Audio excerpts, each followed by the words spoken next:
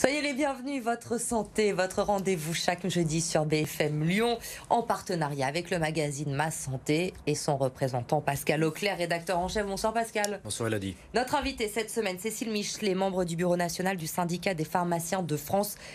Le Covid, la grippe, vous êtes bien occupé en ce moment. On va en parler avec vous dans un instant. Bonsoir et merci d'avoir accepté notre invitation. On va débuter bien sûr comme chaque semaine avec l'objet de Pascal.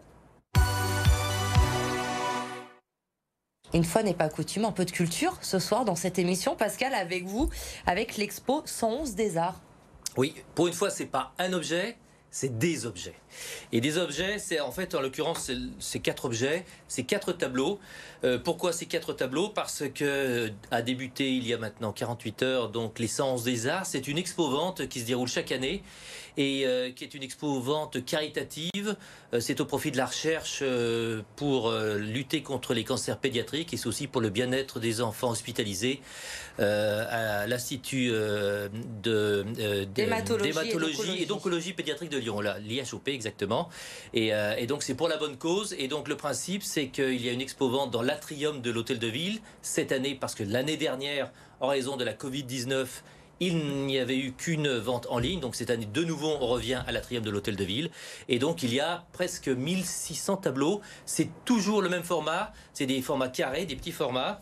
Le prix, c'est soit 111 € si c'est encadré, soit 92 € si c'est non encadré. Alors je vous en présente 4. Allez-y. Voilà, ça, donc c'est par exemple, ils sont tous magnifiques.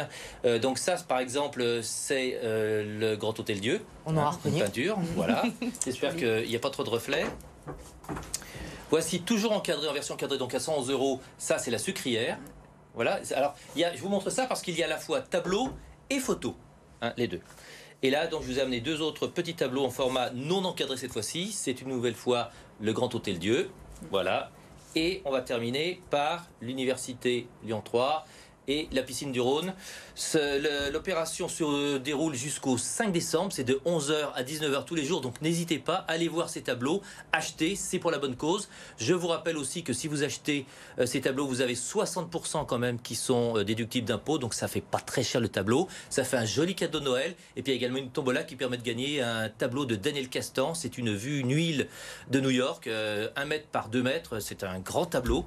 Et donc vous pouvez en plus rajouter un petit pécule pour toujours la bonne cause et donc pour les enfants malades. Faites-le atrium de l'Hôtel de Ville jusqu'au 5 décembre. Merci Pascal, c'était complet. L'invité à présent de votre santé.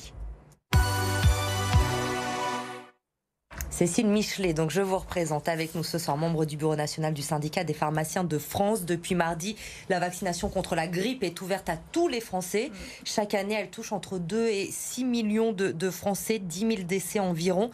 Alors on parle beaucoup du vaccin contre le Covid évidemment en ce moment, mais il est important aussi, il faut le rappeler, de faire ce vaccin contre la grippe. En effet, c'est très important de faire le vaccin contre la grippe, d'autant plus que c'est vrai que l'année dernière, on a eu très peu de grippe. On avait les gestes barrières qui nous ont bien protégés. Cette année, on sent qu'il y a un petit peu de relâchement. On voit déjà pas mal de nos concitoyens qui ont des pathologies un petit peu hivernales. Donc ça laisse augurer, si la grippe arrive jusqu'à nous, une forte contamination. Donc il faut se faire vacciner. Vous craignez justement une double épidémie cet hiver, grippe plus Covid ? Covid suivi de grippe, oui. Moi, j'en ai bien peur. Quand on a vu arriver toutes les petites pathologies, là, on s'est dit que c'était de mauvais augure pour la grippe. Donc, je voudrais juste compléter, on peut vacciner tous les majeurs, toutes les personnes majeures à partir de 18 ans, donc depuis le 22 novembre, que ça soit en cabinet de ville ou en officine. Il suffit de se présenter, il n'y a pas de souci. Par rapport à ce que vous dites, une précision, j'ai eu l'occasion d'interviewer Bruno Lina, donc infectiologue réputé et membre du conseil scientifique, qui m'expliquait la semaine dernière qu'effectivement, si on contracte grippe plus Covid derrière, c'est facteur aggravant, et notamment pour les personnes fragiles, il faut vraiment faire attention. Donc ça, il ne faut pas hésiter à insister là-dessus. Il y a un vrai danger quand même de contracter les 2 virus durant le même hiver. Hein, vous confirmez? Oui, je confirme. Et c'est vrai qu'on a pas mal de personnes âgées qui n'ont pas encore fait le vaccin de la grippe. Et vraiment, ils sont focalisés sur la 3e dose du Covid. On peut faire les 2 vaccins en même temps. Donc, il n'y a aucun risque. Et on peut le faire le même jour? On peut le faire le même jour. Voilà, bras gauche pour le Covid, bras droit pour la grippe. Pas de souci, on peut faire le même jour sans aucun problème. Il n'y a pas d'effet indésirable, aucun problème, aucun risque. Non, juste un petit peu mal au bras, mais c'est à peu près tout ce qu'on a eu. Voilà, c'est à peu près tout ce qu'on a eu comme rapport d'effets indésirables. Alors, les personnes âgées, les personnes fragiles, les femmes enceintes peuvent se faire vacciner déjà depuis plusieurs semaines. Là, pour le grand public, c'est depuis quelques jours. Oui. Est-ce qu'il y a un bon moment pour se faire vacciner? Est-ce que la durée de vie, entre guillemets, du vaccin est suffisante pour passer tout l'hiver tranquille?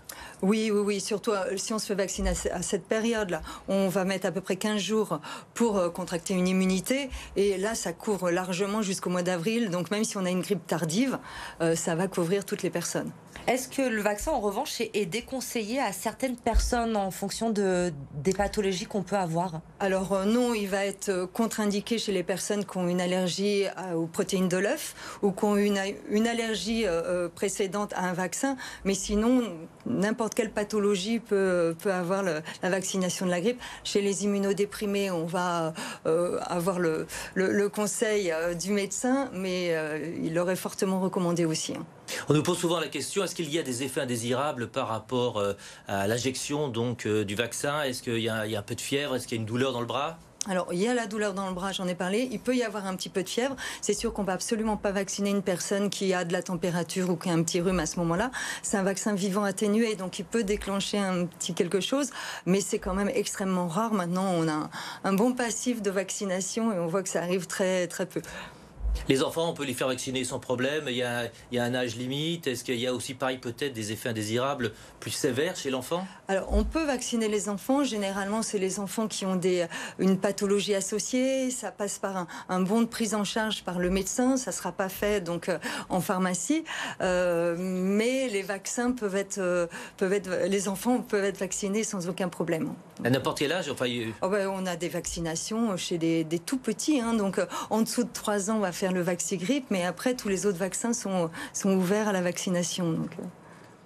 Sur ce vaccin de la grippe, je crois qu'il y en a plusieurs cette année. Ah oui, effectivement, il faut peut-être donner une précision par rapport à ça. Il y a 3 vaccins qui sont sur le marché. Oui.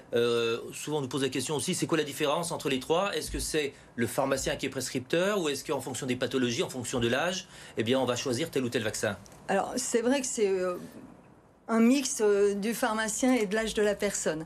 Il y a 2 grands vaccins qui sont l'Influvac et le Vaxigrippe, faits par 2 laboratoires différents. Alors, comme je l'ai dit, c'est le Vaxigrippe qui a l'indication en dessous de 3 ans, mais les 2 autres sont des vaccins très très proches qu'on peut donc proposer à tout le monde. Après, Sanofi a sorti un nouveau vaccin qui est l'Influenda, qui est 4 fois plus dosé et qu'on va recommander aux plus de 65 ans, voire même au-delà, et aux personnes qui ont des pathologies associées, parce que pour mieux les protéger contre l'arrivée de la grippe et un risque de grippe. On parlait ensemble tout à l'heure de l'injection du vaccin contre la grippe, contre le Covid, qu'on peut faire les deux en même temps.